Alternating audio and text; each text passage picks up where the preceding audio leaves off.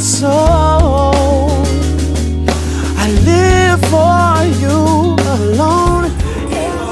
Merci Seigneur, nous te remercions pour le temps que tu nous accordes parce que tu es avec nous.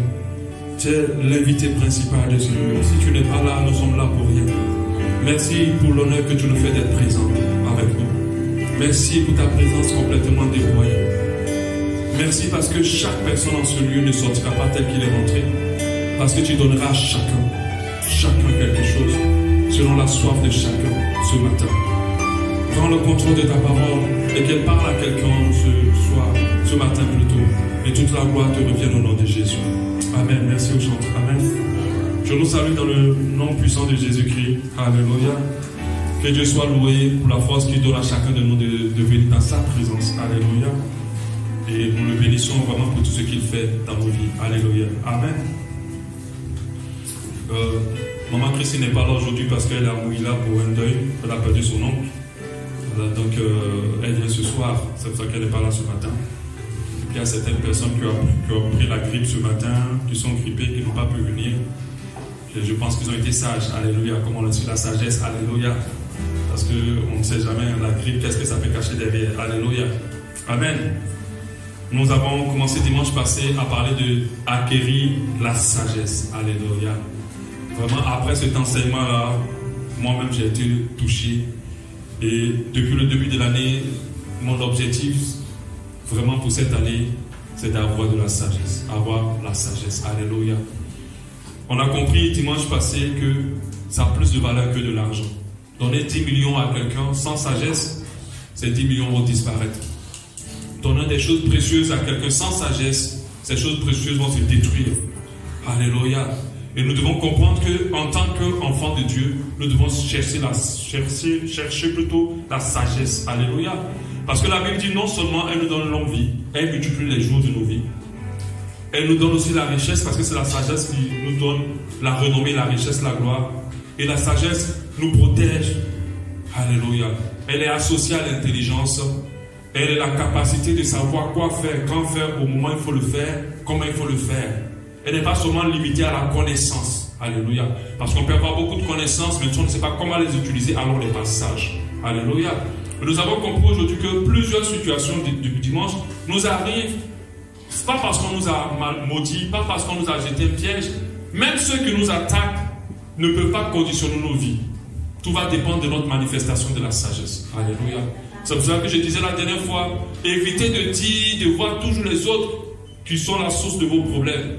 La source de nos problèmes, à près de 80%, c'est nous-mêmes, par manque de sagesse. Alléluia.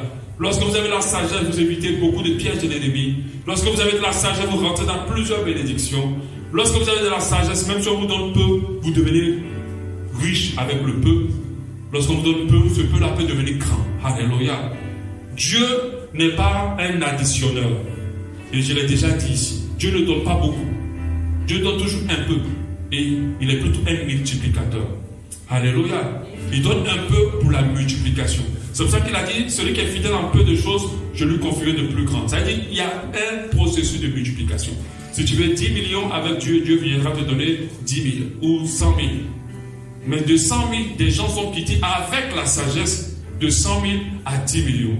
Alléluia. Et nous avons besoin de la sagesse plus que toute autre chose dans nos attitudes, dans notre relation de couple, de mariage, dans notre vie de tous les jours, dans notre emploi, dans notre travail, dans l'éducation de nos enfants. Parce que si nous manquons de sagesse dans l'éducation de nos enfants, nous pouvons en faire de mauvais enfants. Et je disais la dernière fois que la sagesse représente l'héritage le plus important qu'on peut céder à nos enfants. Alléluia. Amen. Le monde pense qu'il faut donner des maisons pleines de choses. Mais nous avons vu plein de milliardaires pleurer pendant qu'ils ont donné tout à leurs enfants. Et ces enfants-là sont restés dans la souffrance parce que c'était des insensés. Insensé, c'est celui qui agit sans réfléchir, celui qui n'agit pas de la bonne manière. Alléluia. Donc, je dis que cet enseignement va être direct, va être pragmatique. On ne va pas trop faire la démonstration de la parole de par-ci, par-là. Notre but, c'est de commencer comment appliquer tout de suite la parole de Dieu dans nos vies. Alléluia. Donc, on va commencer cette série d'enseignements sur acquérir de la sagesse. Comment? Donc, bien sûr, le premier moyen pour avoir de la sagesse, selon ce que la Bible nous dit, c'est la crainte de l'Éternel ou la crainte de Dieu. C'est ce qu'on va voir, la sagesse par la crainte de Dieu, la sagesse par la crainte de Dieu. Alléluia. Nous avons 2 versets qui nous parlent de cela. Il y en a plusieurs bien sûr. Psaume 111 dit, la crainte de l'Éternel est le commencement de la sagesse. Tous ceux qui l'observent ont une raison saine. Sa gloire subsiste à jamais. Proverbe 9 10, le commencement de la sagesse, c'est la crainte de l'Éternel, et la science des saints, c'est l'intelligence. Le commencement de la sagesse, c'est la crainte de l'Éternel. Il dit, la crainte de l'Éternel est le commencement de la sagesse. Psaume 111 10 et Proverbe 9 10. Alléluia. Ces 2 versets nous disent qu'on commence à être sage lorsqu'on craint Dieu, lorsqu'on craint l'Éternel. Ces 2 versets nous disent on commence à avoir de la sagesse lorsque on intègre la crainte de l'Éternel dans nos cœurs. Alléluia. Et nous, on va comprendre, on va essayer de comprendre. Mais comment? Comment? Alléluia. Proverbe 111 10 et non, Psaume 111 10 et Proverbe 9 10. Le commencement de la sagesse, c'est la crainte de l'Éternel. C'est un verset que nous tous on connaît. Mais j'avoue que ce n'est pas un verset qu'on comprend tout de suite. On se dit, mais comment? La crainte de l'Éternel peut me rendre plus sage. On ne comprend pas ça tout de suite. Alléluia. Mais par la grâce de Dieu, nous allons essayer de comprendre. D'abord, essayer de comprendre c'est quoi la crainte de l'Éternel. C'est 2 mots qui ne se ressemblent pas trop. Parce que nous tous on connaît Dieu amour. Dieu qui est amour, compatissant. Mais la Bible dit il faut le craindre. Donc on ne comprend pas en fait c'est quoi exactement la crainte. Le mot crainte qui est inspiré de l'hébreu yira. Yira c'est Y-I-R apostrophe A-H en hébreu, qui signifie ce qui inspire le respect et la terreur. Donc le respect et la terreur. Alléluia. Le respect et la terreur. Amen. Ce qui inspire le respect et la terreur. Donc la crainte de Dieu, c'est le respect qu'on accorde à Dieu, ou le fait qu'on ait peur, bon pas peur, qu'on craint Dieu. Alléluia. Pourquoi on le dit comme ça? Pourquoi je ne dis pas peur? Parce que la crainte de Dieu n'est surtout pas la peur de Dieu. Ça, il faut effacer déjà dans votre esprit. Si tu as peur de Dieu, tu n'es pas en train de le craindre. Amen.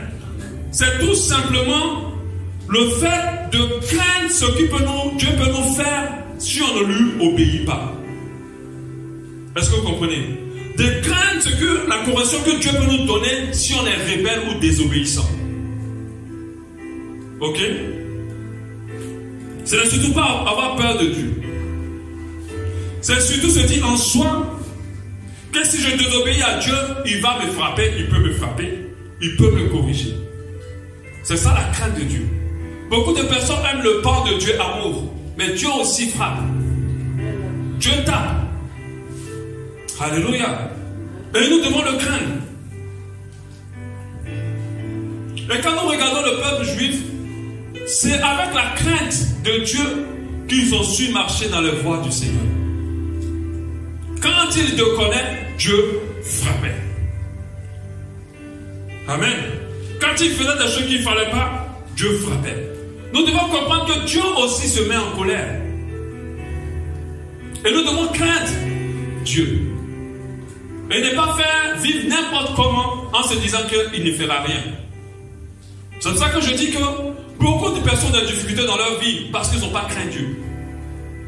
Parce qu'ils ont fait les choses comme ils voulaient, sans oublier que Dieu sanctionne et que Dieu frappe aussi. Alléluia. Nom 11:1 dit, le peuple murmura et cela déplut aux oreilles de l'Éternel. Ils ont murmuré quand Dieu leur a envoyé dans le désert. Le Dieu qui vous a fait traverser la mer rouge, qui vous a fait des miracles extraordinaires. C'est-à-dire, eux, ceux qui même ont vu avec leurs yeux de la part de Dieu, ils ne peuvent plus douter de Dieu.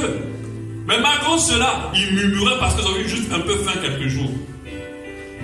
Et la Bible dit, lorsque l'Éternel l'entendit, sa colère s'enflamma et le feu de l'Éternel s'alluma parmi eux et dévora l'extrémité du camp. Il faut craindre Dieu. Alléluia. Il frappe aussi, il corrige. Il y a des personnes qui pensent que sur le temps de la grâce aujourd'hui, Dieu ne frappe plus. Il frappe. Il regarde, il observe, sauf qu'il est patient. Dieu n'est pas impulsif. Amen. Ça, il faut le dire, parce qu'il y a d'autres qui le croient impulsif. Il ne fera pas tout de suite, mais il va frapper. Quand tu passes ton temps à demeurer dans ce qui ne le glorifie pas, un jour, tu le verras. Alléluia. Amen. Et Dieu a manifesté beaucoup la crainte avec. Il a suscité beaucoup de crainte dans le cœur de son peuple. Pour que son peuple marche dans ses voies. Il est frappé à chaque fois qu'il désobéissait. Afin de susciter sa crainte dans leur cœur. Il est tapé à chaque fois qu'il désobéissait. Et en même temps, quand vous regardez, vous voyez que le peuple l'aimait toujours. C'est pour ça que je dis, craindre Dieu, ce n'est pas avoir peur de Dieu. C'est de redouter ce qu'il peut nous faire si nous désobéissons à sa parole. Nous désobéissons à ce qu'il nous demande. Amen. 2 Chroniques 19:7 nous dit: maintenant que la crainte de l'Éternel soit sur vous, veillez sur vos actes. 2 Chroniques 19:7. Veillez sur vos actes, car il n'y a chez l'Éternel, notre Dieu, ni iniquité, ni égard pour l'apparence des personnes, ni acceptation des présents. Enfin, il entend de dire que c'est pas parce que tu donnes des présents, c'est pas parce que tu es quelqu'un, mais tu es ceci, que tu peux vivre comme tu veux, que tu peux faire ce que tu veux. Il dit, il faut craindre Dieu. Parce qu'il n'a pas d'acceptation de personne. Peu importe qui tu es, si tu désobéis, il frappera. Alléluia. Dieu châtie quand on lui désobéit. Et nous devons craindre son châtiment. Vaut mieux que les gens te sanctionnent. Mais quand Dieu te combat, quand Dieu te sanctionne, c'est grave. Alléluia. Vaut mieux que les hommes te sanctionnent. C'est pour cela que quand tu es face à des dilemmes, tu dois choisir. Tu choisis Dieu. Et que les hommes te fassent subir des choses qui te fassent, ce n'est pas grave. Mais quand tu choisis, toi, tous les hommes, et puis que c'est Dieu qui doit te sanctionner, mon frère. Quand Dieu lui-même te combat, qui va venir te défendre? Quand Dieu même te frappe, qui va venir demander pardon? Amen. C'est pour cela que nous devons comprendre que nous avons un Dieu d'amour. Mais nous sommes aussi un Dieu redoutable. C'est pour ça que Jésus est l'agneau. Il y a même temps le lion. Alléluia. Il est l'agneau de Dieu. Il est le lion aussi de la tribu de Juda. Pour parler de son côté redoutable. Alléluia. Ésaïe 29:6 nous dit: c'est l'Éternel des armées, c'est de l'Éternel des armées que viendra le châtiment, avec des tonnerres, des tremblements, des terres, et un bruit formidable, avec l'ouragan et la tempête, avec la flamme d'un feu dévorant. Le peuple de Dieu à cette époque marchait par crainte de Dieu. Ils aimaient Dieu et ils le craignaient. Parce que se dit, si je désobéis, Dieu va nous frapper. Et tous les serviteurs de la Bible craignaient Dieu. Quand ils prêchaient au peuple, ils disaient, mais ne craignez-vous pas de l'Éternel des armées?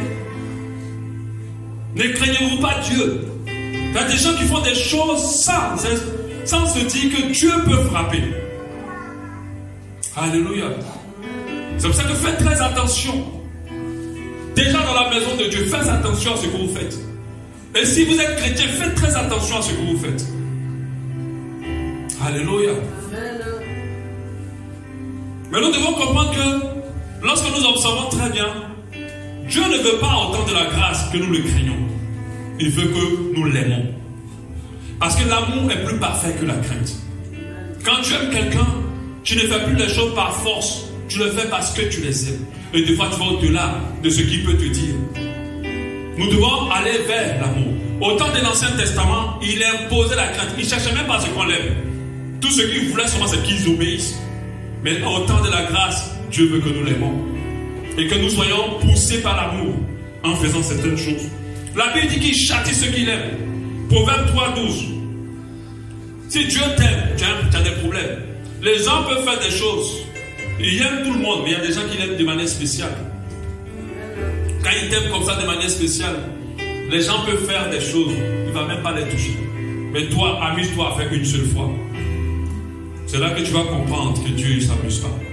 Et c'est en cela que d'autres ont l'impression que Dieu ne les aime pas. En fait, c'est parce qu'il t'aime plus même qu'il t'écrit tous les problèmes. Tant que tu ne te corriges pas. Alléluia. Proverbe 3:12. Car l'Éternel châtie celui qu'il aime, comme un père l'enfant qu'il chérit. Comme un père l'enfant qu'il chérit. Dieu nous aime. Et il veut que nous l'aimons et que par l'amour que nous ressentons pour lui, nous puissions parfaire notre obéissance. Il le dit en Jean 4, 18. La crainte n'est pas dans l'amour. Mais l'amour parfait bannit la crainte. Car la crainte suppose le châtiment. Et celui qui craint n'est pas parfait dans l'amour. Alléluia. Amen. Mais nous devons commencer par la crainte de Dieu d'abord, avant de penser l'aimer. Nous devons commencer par la crainte. Même si nous voulons faire ce qu'on veut, pensons à ce qu'on peut subir de la part de Dieu. La Bible dit en Proverbe 1,7, la crainte de l'Éternel est le commencement de la science. Les insensés méprisent la sagesse et l'instruction. En quoi la crainte de Dieu peut-elle être le commencement de la sagesse? C'est ça notre objectif. Nous avons compris c'est quoi craindre Dieu. J'ai dit ce n'est surtout pas avoir peur de Dieu. C'est plutôt redouter ce que Dieu peut nous faire si nous désobéissons. Parce que Dieu aussi se met en colère, il frappe. Et la correction de Dieu est utile pour nous. Alléluia. Parce que si Dieu ne se mettait pas en colère, le monde serait dans tous les sens. Peu de personnes seront sauvées. Peu de personnes obéiront. Alléluia. Si le péché nous donnait des promotions et nous permettait de vivre plus longtemps et aller plus loin, alors je pense que personne ne voudra se sanctifier. C'est parce qu'on sait quelque part que lorsque nous péchons, nous ouvrons des portes aux ténèbres et que Dieu peut aussi nous frapper. Et en quoi la crainte de l'Éternel est le commencement de la sagesse? Prenons toujours l'image de l'enfant et du père. Lorsque les enfants sont tout petits, nous ne pouvons pas leur expliquer toutes choses. On ne peut pas leur dire, ne fais pas ça parce que tu sais qu'il ne comprend pas. On est d'accord? Il ne comprend pas. Si tu lui dis non, ne joue pas avec l'allumette, mais il ne comprend pas. Toi, tu lui as toujours l'allumette, mais toi, tu ne veux pas qu'il touche lui. Et il voit l'effet que ça fait, c'est beau, la flamme s'allume. Lui, il aime ça. Mais quand il dit ne joue pas avec l'allumette, parce que l'allumette, ça peut te brûler, ça peut te tuer, l'enfant ne comprend pas tout ce que tu expliques. Il ne comprend pas. Quand tu lui dis ne prends pas le fer pour mettre dans la prise de truc, il ne comprend pas en fait. C'est pas, des fois, c'est quand ça l'a déjà secoué un jour qu'il sait que là, il y a quelque chose. Mais on ne va pas attendre que ça le secoue un jour. Amen. On va commencer à lui dire tu ne joues pas avec. Mais lui, il ne comprend pas. Lui, il ne comprend pas. Lui, il voit que c'est joli, c'est à la tire. Voilà. Quand tu dis à l'enfant ne prends pas, avant de prendre des choses, demande. Il ne comprend pas. Tu ne peux pas lui dire pourquoi il doit demander. Mais il a envie de ça, c'est dans la maison de son papa et de sa maman. Pourquoi il doit lui demander de demander? Parce que toi, tu sais, toi l'adulte, tu sais que s'il reste avec cette habitude, il prendra des choses des gens sans demander, il deviendra demain un voleur. Toi, tu le sais, mais à l'enfant, tu ne peux pas l'expliquer. Il ne peut pas le comprendre. Il ne peut pas tout comprendre. Amen. Quand on lui dit ne te mets pas sur un meuble pour sauter, il ne comprend pas pourquoi il ne doit pas sauter. Quand il saute, c'est intéressant, ça le réjouit, il s'amuse. Donc il a sauté 2 fois, 3 fois, 4 fois, il n'a rien vu, il est content. Mais quand toi tu vois ça, tu te dis, tu m'arrêtes ça. Mais qu'est-ce que tu fais pour que l'enfant arrête? Tu le frappes. Tu fais qu'il commence à te craindre. D'accord? Il a envie de faire, mais il dit si je le fais, maman va me frapper. Papa va me frapper. Ou va me punir. Ou va m'empêcher d'avoir quelque chose. En tout cas, il y aura une correction. Mais ce que tu es en train d'interdire à l'enfant, tu es en train de lui apprendre de la sagesse. Amen. Parce qu'il y a des gens qui veulent toujours toucher les choses du doigt pour comprendre. Et c'est là que leur vie se détruit. Ce qu'on te dit de ne pas faire là, c'est pour ton bien. Donc l'enfant, comment on le tue dans la sagesse au début? Ça a commencé à susciter la crainte. Moi, mes filles, dès que j'arrive, si elles font des choses mauvaises, elles se rangent très rapidement. Mais ce n'est pas parce qu'elles ne m'aiment pas. Amen. Elles m'aiment, mais elles me craignent. On est d'accord? Elles m'aiment, mais elles me craignent. Parce qu'elles savent qu'il y aura une sanction si elles ne respectent pas. Mais moi, ce que je leur interdis, ce n'est pas pour elles mauvais, ce n'est pas mauvais pour eux. C'est la sagesse qu'elles apprennent. Demain, comprendront qu'il ne faut pas jouer à l'allumette parce que ça peut créer des incendies. Mais là, au moment où elles sont là, elles ne peuvent pas comprendre vraiment ça. Parce qu'elles te voient tout le temps avec. D'accord? Donc, pour que l'enfant obéisse, nous allons utiliser les sanctions, nous allons utiliser la punition, nous allons utiliser les corrections, mais dans quel objectif pour qu'il commence à nous craindre? Un Un enfant qui ne craint pas ses parents est un enfant déjà insensé. Il va partir à la dérive. On ne peut pas l'éduquer. C'est un enfant qui n'aura pas de sagesse. Je n'ai pas envie de dire avoir peur de ses parents. Parce que peur, c'est dès qu'il rentre, tu commences à trembler. Non, ça c'est ça le mauvais parent. Amen. Il y a des parents qui suscitent la peur. Ce sont comme des films d'horreur pour les enfants. Donc ils rentrent dans la maison, l'enfant tremble. Non, ça je ne parle pas de ça. Quand tu es là, ils viennent, ils jouent avec toi, ils s'amusent, ils sont contents, ils te posent plein de questions. Mais ils savent qu'il y a des choses qu'ils ne peuvent pas faire. Parce que toi, tu les as déjà corrigés dessus, tu les as déjà interdits de le faire. Quand tu dis à l'enfant, quand tu sors, si quelqu'un te donne les bonbons, tu ne le prends pas. Mais l'enfant ne comprend pas pourquoi il ne doit pas prendre. Surtout qu'il a envie du bonbon. Mais il sait que si je prends, même si c'est une personne qui ne veut pas lui faire du mal, parce que nous on a frappé de bastonner les petites à cause de ça. La personne ne lui a pas fait du mal, mais oui, il y a telle personne qui m'a donné du bonbon, j'ai pris. Qui t'a dit de prendre? On t'a pas dit que tu ne prends pas des bonbons. Et pour aller dans la chambre ou donne la main, prends la ceinture. Pourquoi? Parce qu'il faut que l'enfant te craigne. S'il ne te craint pas, tu ne peux pas lui apprendre la sagesse. S'il ne te craint pas, tu ne peux pas l'éduquer correctement. C'est pour ça qu'un chrétien doit commencer par craindre Dieu. S'il veut commencer à rentrer dans ce qu'on appelle la sagesse. Parce que tout ce que la parole de Dieu nous demande, ce que Dieu nous demande, c'est pour nous conduire à la sagesse. Mais si on ne craint pas Dieu, on ne peut jamais devenir sage. Alléluia. Nous suscitons la crainte dans le cœur des enfants pour les rendre plus sages. Nos enfants ne comprennent pas de fois pourquoi on leur dit de ne pas faire. Mais par crainte de notre personne, ils obéissent. C'est pour ça que lorsqu'il y a des familles, il est très important qu'une famille grandisse avec le père et la mère. C'est pour ça que j'encourage ceux qui sont célibataires à attendre le mariage, de marier et de faire leurs enfants dans le mariage.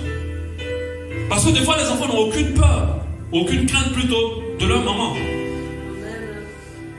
Quand maman dit c'est pas leur problème, ils s'en foutent. Surtout à un certain âge. Parce que c'est un challenge d'âge en âge. Quand ils commencent à rentrer dans l'adolescence, il faut un père. Il faut commencer à les gérer. Parce que la maman maintenant c'est... Ils n'écoutent plus. Amen. Et là, on a besoin de les susciter la crainte jusqu'à un certain âge. Jusqu'à ce qu'ils atteignent l'âge où ils ont compris assez de choses pour leur vie. Pour continuer à évoluer dans la sagesse. C'est pour ça qu'aujourd'hui, les enfants qui n'ont pas grandi, les personnes qui n'ont pas grandi avec des autorités parentales, ont du mal avec l'obéissance. Ils te font des vies plus difficiles que ceux qui ont appris à obéir par crainte. Et des fois, leur rapport avec Dieu n'est pas un rapport correct parce qu'ils ne savent pas ce qu'on appelle obéir à une autorité. La parole de Dieu nous dit en Proverbe 22:15, la folie est attachée au cœur de l'enfant. Ça veut dire, quand tu es petit, il y a la folie dans ton cœur. Nous devons comprendre que quand on est nouveau chrétien, il y a la folie dans notre cœur. Direct. Parce qu'il y a deux types de naissance. Il y a la naissance physique et il y a la naissance d'en haut. Dès que tu deviens chrétien, ce qui doit conduire ta vie, c'est la crainte de Dieu. Parce que la folie est attachée à ton cœur. Tu penses que certaines choses sont vraies, mais elles ne sont pas vraies. La verge de la correction l'éloignera de lui. Donc Dieu te dit la folie est attachée au cœur de l'enfant. C'est quand tu vas commencer à le corriger qui va commencer cette folie va commencer à disparaître. Proverbe 23:13. N'épargne pas la correction à l'enfant. N'épargne pas la correction à l'enfant. Si tu le frappes de la verge, il ne mourra point. Il y a des parents qui viennent même demander pardon à l'enfant. Ah, pardon, maman était juste un peu fâchée. Hein? C'est pour cela que ouais, j'étais amené dans la chambre pour être enfermé pendant la journée. Pardonne-moi. Mais cet enfant-là, ce qu'ils vont te faire quand ils vont grandir, c'est là que tu vas comprendre que c'est maintenant là qu'il faut les bastonner. Bien sûr, avec le Saint-Esprit. Parce qu'il y a des gens qui bastonnent avec des esprits démoniaques. Avec le Saint-Esprit. Il ne faut pas frapper l'enfant où toi-même tu n'as plus le contrôle de toi. Là, c'est mauvais. C'est un esprit qui t'a rempli. Alléluia. Mais tu dois frapper l'enfant avec rempli du Saint-Esprit, avec amour. Parce que tu sais que si tu ne le frappes pas maintenant, demain, il ne pourra pas avoir une vie réussie. Il sera insensé. Il ne sera pas sage. Les voleurs d'aujourd'hui, là, c'est des gens qu'on n'a pas frappé quand ils volaient avant. On ne leur a pas appris de ne pas prendre des choses sans avoir demandé. Les enfants, ils sont conduits par leur envie. Quand un enfant a envie de quelque chose, il ne se prive pas. Et c'est la correction qui va commencer à contrôler ses envies. Il a envie de prendre le bonbon là qui n'est pas à lui, on ne lui a pas donné. Parce qu'il y a d'autres enfants, quand on les envoie à la maternelle, ils vont arracher les goûters de leurs amis. Ça, c'est des enfants mal éduqués qu'il faut frapper à la maison. Tu vois? Ils vont arracher les goûters de leurs amis, ils vont arracher les jouets de leurs amis. Ça, c'est une mauvaise éducation. C'est un enfant qui doit apprendre à se retenir. Il a envie de se goûter, mais ce n'est pas pour lui. Parce que papa a mis la crainte dans son cœur pour dire, si quelque chose n'est pas à toi, ne prends pas. Amen. Et il dit ensuite, Proverbe 29, 15, la verge et la correction donnent la sagesse. Donc quand Dieu te frappe et te sanctionne, mon frère, c'est pour ton bien. Rigole pendant qu'il est en train de te frapper. Parce que ta vie va changer après. Si Dieu ne te frappe pas, puis te laisse progresser malgré toutes tes bêtises, tu es perdu. Prenez avec l'enfant. Si vous rigolez à tout ce que l'enfant fait de mauvais, l'enfant est perdu. L'enfant est perdu. Mais l'enfant livré à lui-même fait la honte de sa mère. L'enfant apprend la sagesse par la crainte du père et de la mère.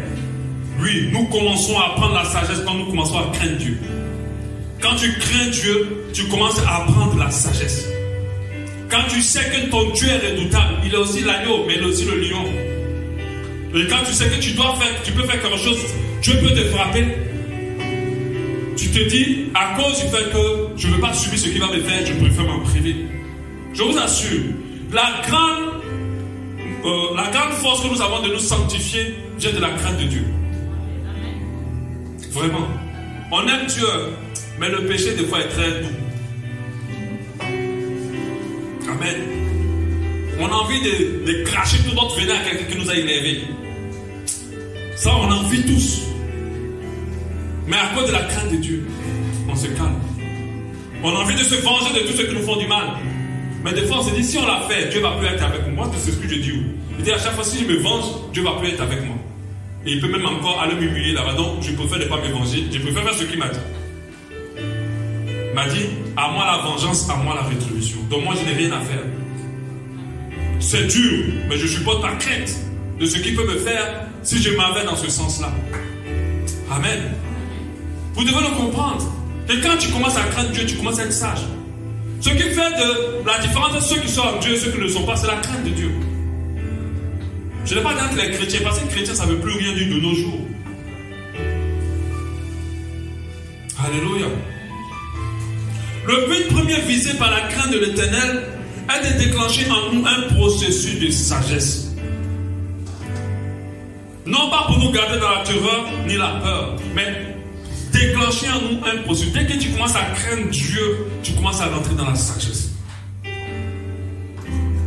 Si tu ne crains pas Dieu, que si tu ne réalises pas qu'il est aussi sévère et qu'il peut sanctionner, tu ne pourras pas avoir accès à la sagesse. Lui-même dit en Galates 6, 7, ne vous y trompez pas, on ne se moque pas de Dieu. Ce qu'un homme aura semé, il le moissonnera aussi. Moi, c'est un verset au début de ma foi que je lisais et je réalisais vraiment l'ampleur. Je me disais que je ne peux pas vivre n'importe comment. Mon frère, quand ta vie ne va pas, ne regarde à personne, regarde à toi-même. Tu n'as pas su marcher selon la crainte de Dieu. Ma soeur, quand les choses tardent dans ta vie, que ça ne s'opère pas, regarde à toi-même. Parce qu'à un moment donné, tu n'as pas mis la crainte de Dieu dans ton cœur. Alléluia. Alors, tu ne pourras pas rentrer dans la sagesse. Parce que je pense que la bénédiction de Dieu, c'est la sagesse d'en haut qui nous conduit vers elle. Alléluia. Amen. Dieu sait toutes choses. Il voit toutes choses. Il connaît toutes choses. Quand il te tape quelque chose qu'il ne veut pas que tu fasses, il sait pourquoi. Quand tu vas arrêter de faire cette chose, ça va t'amener quelque part de bien. Donc écoute Dieu. Si tu ne crains pas Dieu, que tu ne réalises pas qu'il peut frapper, tu vas t'éloigner de la sagesse. La sagesse d'en haut repose sur la crainte de Dieu. Elle commence par là. La crainte de Dieu, c'est obéir, va nous conduire vers l'obéissance à Dieu. Va nous permettre de suivre les voies qui nous permettent d'avoir accès à la sagesse de Dieu. Ne laissons pas libre pour nous envie nos désirs, mais menons une vie qui soit digne d'une personne qui craint Dieu. Alléluia. Aucun homme ne peut être sage, avoir la sagesse d'en haut sans la crainte de Dieu. Aucune personne. Parce que c'est par la crainte de Dieu que la sagesse commence dans nos cœurs. Beaucoup de chrétiens se permettent des choses parce qu'ils ne craignent pas Dieu. Rappelez-vous que la sagesse amène à la richesse. Salomon a eu juste la sagesse pour être un homme extrêmement riche qu'aucun monde n'a connu. Alléluia. Les gens se disent riches aujourd'hui, mais ils n'ont pas atteint la richesse de Salomon. Mais Salomon avait demandé une seule chose à Dieu, la sagesse. Mais tu dois acquérir cette sagesse-là en commençant à dire oui, je ne peux pas faire comme je veux. Je ne peux pas parler comme je veux. Je ne peux pas réagir comme je veux. Parce que Dieu peut me taper. Dieu peut me frapper. C'est comme ça que l'enfant réfléchit dans la maison. Des fois, il se cache pour ne pas que tu saches. Mais en réalité, devant toi, ils ne peuvent pas se le permettre. Et c'est comme ça qu'ils apprennent. Demain, ils comprendront que la boîte d'allumettes, ça peut faire un incendie. Mais dans la crainte, ils ont commencé déjà à appliquer cette chose sage de ne pas jouer. Qu'est-ce qu'on dit? Comment on qualifie un bon enfant? On le qualifie d'enfant sage. Ça ne veut pas dire qu'il a de l'intelligence. C'est un enfant qui sait se comporter de la bonne manière. Amen. Il sait que quand les parents se reposent, il ne faut pas faire du bruit, il faut se calmer, il faut ranger ses jouets. On appelle cet enfant, il est très sage. Amen. Parce que quand on dit sagesse, les gens voient souvent la connaissance. C'est la bonne manière de savoir se comporter. Et cette bonne manière va nous ouvrir beaucoup de portes. Et les enfants sages, des fois, vont vers la richesse. Vont vers la réussite. Vont très loin. Moi, dans mon éducation avec mon père, j'étais un enfant sage. J'avais pas trop, j'étais pas l'enfant qui fatiguait. Dans des enfants, même que tu les as accouchés, mais tu as envie de les remettre dans le ventre pour qu'ils repartent. J'étais pas comme ça. Moi, j'obéissais. Les études, j'étais le seul dans la famille qui suis allé jusqu'au cycle ingénieur. Parce que moi, je faisais mes études, je posais mes leçons, je faisais ce qu'on me disait. Je faisais pas tous les études. Mais je pense que si j'étais comme certains de mes frères qui faisaient beaucoup de choses, je ne serais jamais arrivé à ce niveau-là. La réussite est attachée à la sagesse. La sagesse, ce n'est pas seulement la connaissance, c'est savoir se comporter. Si tu commences à craindre Dieu, pour dire, à cause de Dieu, à cause de ce qu'il peut me faire, j'arrête de faire ça. Ma soeur, mon frère, ta vie va changer. Alléluia. Ta vie va changer. Quand ton fiancé commence à dire, commençons à jouer avant le mariage, mais à cause de la crainte de Dieu. Moi, j'ai fait 4 ans de fiançailles, on ne s'est même pas touché petit.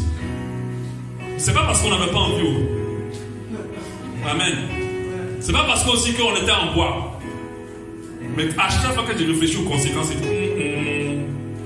quand je réfléchis à ce que Dieu peut me faire, là, je préfère attendre. Et c'est comme ça qu'on a attendu jusqu'au mariage. Alléluia. Amen. Mais c'était sage pour nous. Parce que beaucoup ont voulu jouer. Enceinte chrétienne, avortement, stérilité. La majorité des stérilités sont dues à l'avortement. Beaucoup de femmes sont stériles à cause de l'avortement. Elles n'ont pas été sages. Alléluia. La sagesse, c'est de comprendre qu'il y a beaucoup de choses que Dieu nous a réservées. Mais chaque chose a son temps. Tout ce que tu veux faire maintenant ou jouer bien là, Dieu a réservé ça pour demain. C'est pour cela qu'il t'a constitué avec tout. Si tu comprends ce que je veux dire. Donc il faut attendre le moment où tu vas bien utiliser la chose. Pourquoi tu veux l'utiliser maintenant? En l'utilisant maintenant, tu es en train de détruire. C'est une action insensée. Je ne le dis pas pour culpabiliser ceux qui l'ont déjà fait. Je le dis pour que chacun puisse comprendre l'importance que dès à présent se positionne pour ça. Pour dire j'attendrai le temps du Seigneur. C'est sage.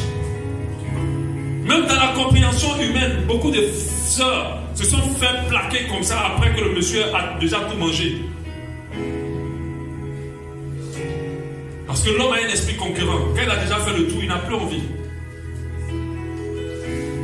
Alléluia. Même s'il a dit que je t'aimerai jusqu'à ce que je meure. Mais comme il a déjà tout mangé, il n'a plus envie. Alléluia. Et c'est de la sagesse d'obéir à la parole de Dieu. Tout ce que Dieu nous demande, c'est pour notre bien. Dieu châtie encore, et tu dois le savoir. Il frappe encore. Il sanctionne des fois sévèrement, mais pour notre bien. Et nous devons craindre cela pour que nous rentrons dans la sagesse. L'enfer est un châtiment de Dieu pour ceux qui ont été insensés dans ce monde. La Bible nous dit de ne pas craindre les hommes, mais de plutôt craindre Dieu. Mon frère, si tu dois aller à la prison parce que tu as obéi à Dieu, vas-y. Il sera avec toi. Beaucoup sont partis de la prison à des hauteurs. Par exemple, Joseph. Et ça continue encore aujourd'hui. Si tu es maltraité et frappé à cause d'obéir à Dieu, sache que Dieu t'élèvera et te justifiera. Et ça, ce n'est pas une parole simple, c'est une vérité. Tous ceux qui se lèveront contre toi, parce que toi tu obéis à Dieu, ces personnes-là échoueront dans leurs actions. Vaut mieux craindre Dieu que de craindre les hommes. Parce que Dieu, les hommes peuvent tuer ton corps, mais ils ne peuvent plus rien faire. Mais Dieu, après avoir tué ton corps, il peut tourmenter ton âme. Parce que notre âme est éternelle. Notre âme ne se vaporise pas. Après cette vie, ce n'est pas fini. Il y a une suite. La Bible dit en Matthieu 10, 28, ne craignez pas ceux qui tuent le corps et qui ne peuvent tuer l'âme. En fait, tout est fait, on ne peut pas tuer ton âme. Craignez plutôt celui qui peut faire périr l'âme et le corps dans la géhenne. Alléluia. Amen. Donc nous devons comprendre que craindre Dieu, c'est bon pour nous. Ça va commencer à nous faire entrer dans la sagesse. Réfléchissons à chaque fois que nous voulons faire quelque chose, quelles peuvent être les conséquences de la part de Dieu. Même si nous ne réalisons pas les conséquences, mais si nous avons la conviction que Dieu n'aime pas ça, arrêtons de le faire. Et vous allez voir que ça va nous conduire dans la sagesse. Demain, nous comprendrons pourquoi il ne faut pas faire certaines choses. Nous ne pouvons pas être des personnes comme des enfants qui vivent selon toutes leurs envies. On ne peut pas être sage. C'est ça l'insensé. L'insensé ne se contient pas. Il libère ses envies et il donne une réponse favorable à toute envie. C'est pour ça que la parole de Dieu dit la crainte de l'Éternel, c'est le commencement de la sagesse. C'est avec la crainte qu'on commence à éduquer un enfant. Amen. Ça part avec les explications. Il y a des gens qui disent j'ai commencé à parler au bébé dans le ventre, il ne comprend rien. Il ne faut pas perdre ton temps. Alléluia. S'il déconne, tu frappes et tu lui dis ça, on ne fait pas. Là, il comprend. Parce que la douleur, il comprend ça. Amen. Mais frappe-le avec l'esprit, pardon. Il ne faut pas prendre toute ta colère du travail pour venir frapper ton enfant avec. Je n'ai pas dit ça. Frappe-le avec l'esprit, frappe-le bien. Ne le frappe pas sur la tête, parce qu'il y a des gens qui giflent les enfants qui... Non, je n'ai pas parlé de ça. Prends des sanctions vraiment qui protègent la vie de l'enfant, mais qui donnent aussi des bonnes douleurs pour qu'il comprenne. D'accord? Et c'est comme ça qu'il apprend la sagesse. Et qu'il évolue dans la compréhension. Et j'aimerais dire à chacun de nous, on est enfant de quelqu'un tous. T'es un parent aujourd'hui, t'es un père spirituel, de quelqu'un. Alléluia. Ayons la crainte de Dieu. Obéissons. Et nous allons rentrer dans la sagesse. Ne nous rébellons surtout pas. Alléluia, nous allons prier pour cela. Si dans ton enfance tu étais très désobéissant par rapport à tes parents, demande pardon au Seigneur ce soir. Ce matin plutôt. Demande-lui pardon.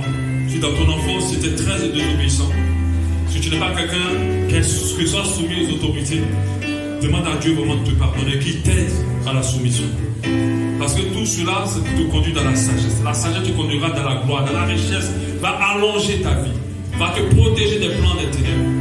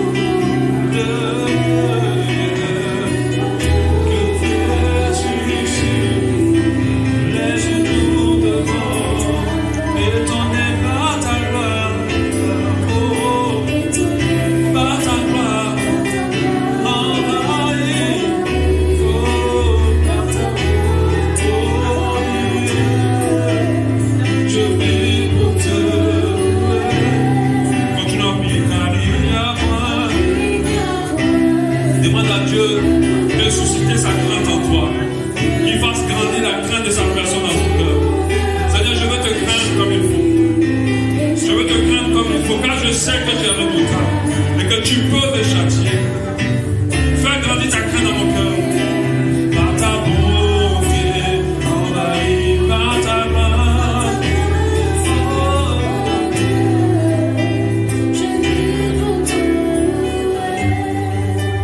Alléluia. Seigneur, vraiment fais grandir ta crainte dans nos cœurs. Fais grandir ta crainte dans nos cœurs. La crainte de ta personne dans nos cœurs. Que la crainte soit grande dans nos cœurs. Soit grande dans nos cœurs. Soit grande dans nos cœurs. Que ta crainte soit grande dans nos cœurs. Que nous te craignons car nous savons que tu es redoutable et que tu peux frapper. Papa, nous voulons t'honorer en toutes choses. Nous voulons t'honorer en toutes choses. Nous voulons rentrer dans la sagesse et être sages en toutes choses. Merci Seigneur Dieu. Toute la gloire à toi.